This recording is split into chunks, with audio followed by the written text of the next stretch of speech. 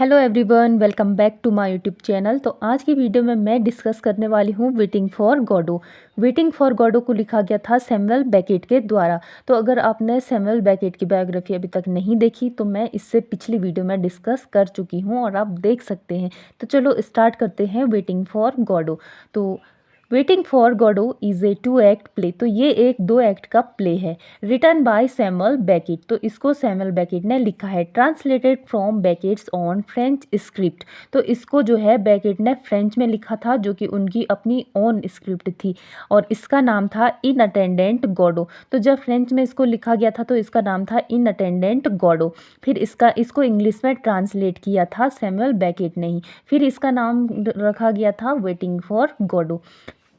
This play was written by Beckett between 1948 to 1949। तो इसको लिखा गया था सैमुअल बेकेट के द्वारा 1948 से 1949 के बीच में। And first performed in 1953। और इसको पहली बार परफॉर्म किया गया था 1953 में। In this play 2 main characters. तो इसमें जो है 2 मेन कैरेक्टर्स होते हैं, व्लादिमीर एंड एस्ट्रागन। तो ये दोनों जो है मेन कैरेक्टर होते हैं इस प्ले के। Engage in a variety of discussion. तो इसमें ये दोनों जो है बहुत सारे डिस्कशन करते हैं। तो सबसे पहले हम इसकी थीम को जान लेते हैं, क्योंकि थीम को जान लेने से प्ले बहुत ही आसानी से समझ में आ जाता है। तो इसकी मेन थीम जो है इसमें फोकस किया गया है एग्जिस्टेंशियलिज्म पर। एग्जिस्टेंशियलिज्म का हिंदी में अर्थ होता है अस्तित्ववाद, अर्थात आइडेंटिटी। तो इसमें जो है ये 2 मेन कैरेक्टर जो होते हैं एस्ट्रागन और व्लादिमीर, ये अपनी आइडेंटिटी को ढूंढते हैं। और एग्जिस्टेंशियलिज्म जो है ये एक फिलोसफिकल इंक्वायरी होती है जिसमें कि आइडेंटिटी से रिलेटेड क्वेरी की जाती है। और नेक्स्ट इसमें थीम है द पासिंग ऑफ टाइम। तो इसमें जो है टाइम को भी बताया गया है कि किस प्रकार से जो है टाइम चले जाता है और ये दोनों जो है वेट करते रहते हैं। And suffering. तो इसमें इन दोनों की सफरिंग को भी दिखाया गया है। और फिर इसके बाद 2 कैरेक्टर होते हैं लकी एंड पोजो। तो इनकी सफरिंग को इसमें दिखाया गया है कि किस प्रकार से जो है ये लाइफ के मीनिंग को नहीं समझते हैं और धीरे धीरे जो है इनको समझ में आता है। लेकिन फिर भी ये वेटिंग फॉर गॉडो, इसमें गॉडो कभी भी नहीं आता है जिसका कि वो इंतज़ार करते हैं। इसका टाइटल जो है वेटिंग फॉर गॉडो। तो गॉडो बोल के हमें जो है ये लगता है कि कुछ गॉड से रिलेटेड होगा। तो हाँ, शायद इसमें जो है सैमुअल बेकेट ने गॉड को ही एड्रेस किया हुआ है, क्योंकि सैमुअल बेकेट जो है वो गॉड को मानते नहीं थे। तो इसमें इन्होंने दिखाया है कि किस प्रकार से हम इंसान जो होते हैं, हम ह्यूमन बींग्स जो होते हैं, वो हमेशा किसी ना किसी गॉडो का इंतज़ार करते हैं जो कि कभी भी अपीयर नहीं होता है। तो इसमें जो है हम देख लेते हैं कि मेन कैरेक्टर्स कौन कौन से हैं।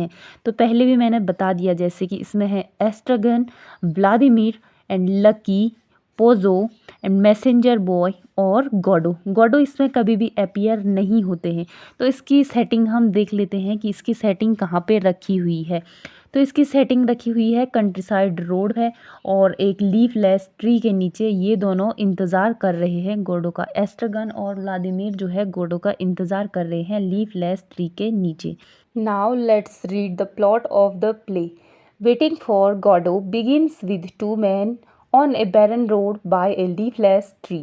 These men, Vladimir and Estragon, are often characterized as tramps, and we soon see that the world of this play is operating on its own set of rules, its own system where nothing happens, nothing is certain, and there is never anything to do.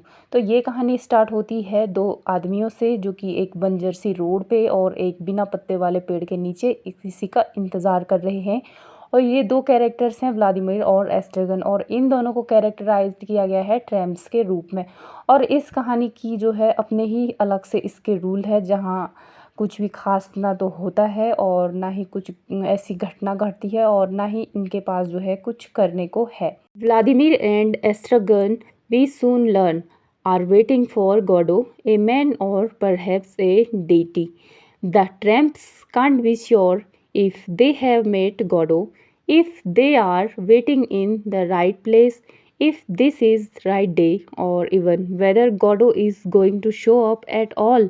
तो वो दोनों जो है ये भी नहीं जानते हैं कि गॉडो यहाँ आएगा या नहीं आएगा, और ना ही उन्होंने कभी गॉडो को देखा है, लेकिन वो फिर भी जो है इंतज़ार कर रहे हैं गॉडो के लिए। While they wait, Vladimir and Estragon fill their time with a series of mundane activities like taking a boot on and off and trivial conversations, turnips, carrots, interspersed with more series reflection like death, voices, suicide, the Bible।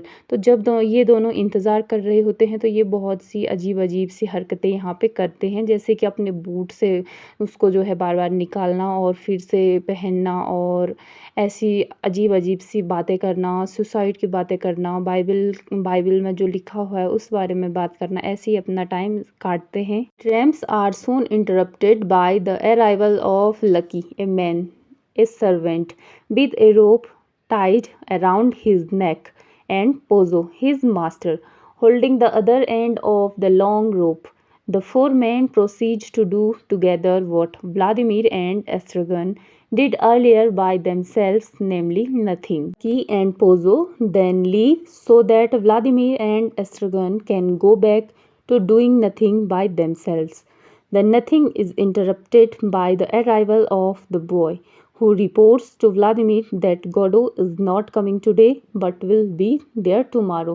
तो ये दोनों फिर यहाँ पे lucky और Pozzo की entry होती है। लकी का मालिक होता है पोजो और लकी इसका सर्वेंट होता है। फिर इसके बाद इसमें मैसेंजर बॉय जो है अपीयर होता है, जो कि ये मैसेज लेके आता है कि गॉडो आज नहीं आएगा, वो कल आएंगे। Gun and Vladimir talk about suicide some more and then resolve to leave the stage since it's nightfall and they no longer have to wait for Godot.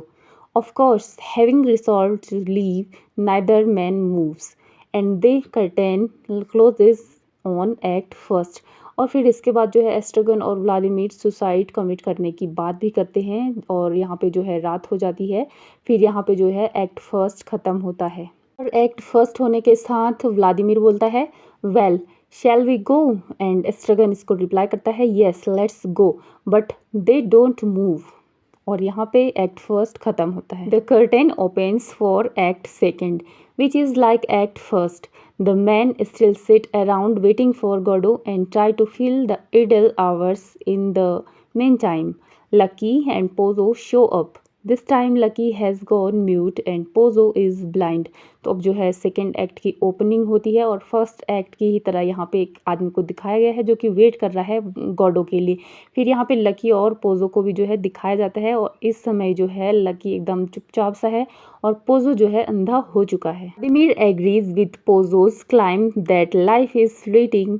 Pozzo and Lucky leave again just in time for the boy to show up and tell Vladimir that Godot is not coming today but will be there tomorrow।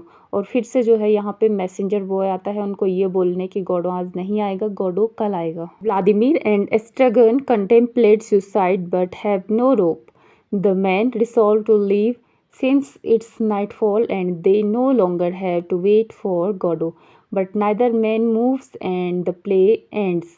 और बहुत ही छोटा सा ये second act है जिसमें कि फिर से मैसेंजर बॉय के आने के बाद जो ये दोनों होते हैं व्लादिमीर और एस्ट्रगन, ये दोनों जो है सुसाइड कमिट करने की कोशिश करते हैं बट करते नहीं हैं।